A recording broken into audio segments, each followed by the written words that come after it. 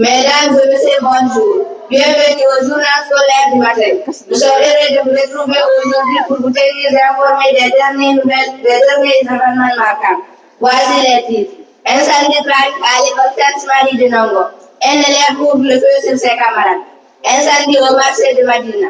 Des dizaines de magasins ravagés. Ligue des champions. Résultat des matchs du mardi et mercredi dernier. Le bonjour, chers auditeurs. Le 11 mars 2025, un élève de terminale a tiré sur ses deux camarades à l'école Sainte-Marie de Nongo, causant une grande panique.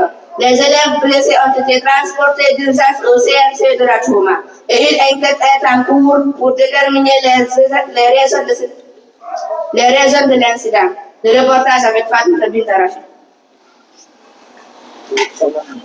Un incident tragique s'est produit à l'école Sainte-Marie de Nongo, à Conakry le 11 mars 2025, lorsqu'un élève de terminale a ouvert le feu sur deux camarades, provoquant une panique générale. Les deux élèves blessés ont été transportés d'urgence au CMC de la Touma, où l'un d'eux se trouve dans un état critique. Les premières investigations relèvent que l'élève aurait utilisé l'arme de son père, qui est militaire.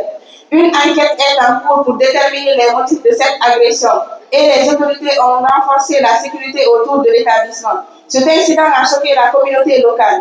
Les parents et le personnel de l'école ont exprimé leur vive inquiétude face à cette violence.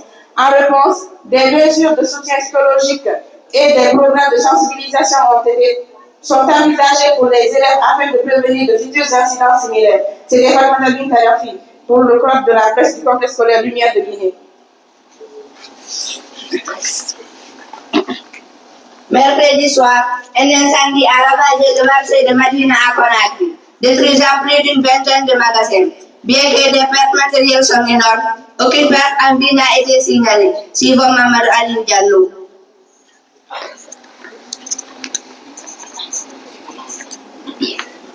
Mercredi soir, un incendie dévastateur s'est déclaré au marché de Madina à Conakry, ravageant plus d'une vingtaine de magasins, boutiques et habitations. Le sinistre, causé par un court-circuit selon les premières informations, s'est propagé rapidement, laissant derrière lui des commerçants désemparés. Les pertes sont énormes, notamment pour les vendeurs de vêtements et de bâtiments, dont certains ont vu leur stock entièrement détruit ensemble. Heureusement, aucune perte à vue humaine n'a été signalée, mais les dégâts matériels sont considérables. Les forces de sécurité ont rapidement bouclé la zone, empêchant tout accès aux médias. Le ministre de l'Urbanisme, de l'Habitat et de l'Aménagement du territoire, Mori Kondé, s'est rendu sur place pour superviser les opérations de secours. Grâce à l'intervention rapide des sapeurs-pompiers, l'incendie a été maîtrisé après plusieurs heures de lutte acharnée. Les autorités locales et le gouvernement ont assuré leur soutien aux commerçants touchés et travaillent activement pour évaluer l'ampleur des dégâts et aider à la reprise des activités. C'est le moment de Diallo pour le club de la presse du complexe scolaire Lumière de Guinée.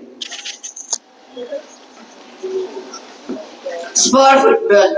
Les derniers matchs de la Ligue des Champions au compte des huitièmes de finale se sont déroulés mardi et mercredi dernier. Les résultats avec Mamadou Alpha Diallo.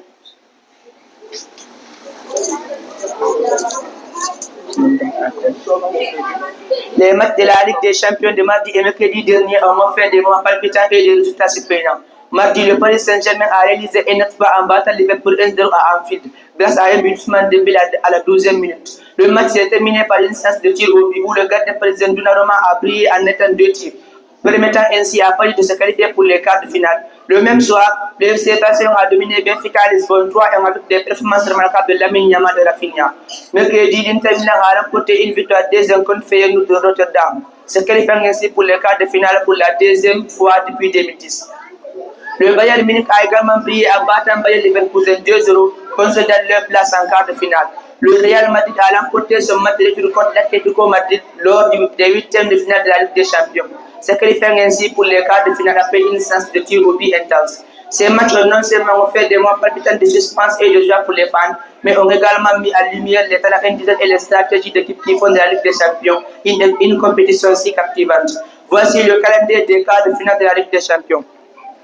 Arsenal contre le Real Madrid, Bayern Munich contre l'Inter Milan, le Paris Saint-Germain contre l'Aston Villa, le FC Barcelone contre le Borussia Dortmund. Les matchs promettent d'être passionnants et très disputés. C'est vraiment la phase de l'œuvre spéciale pour le club de la presse de complexe scolaire de Lumière de Guinée. Le halal.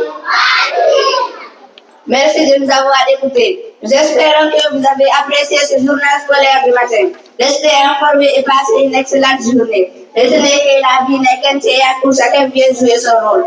Je vous remercie.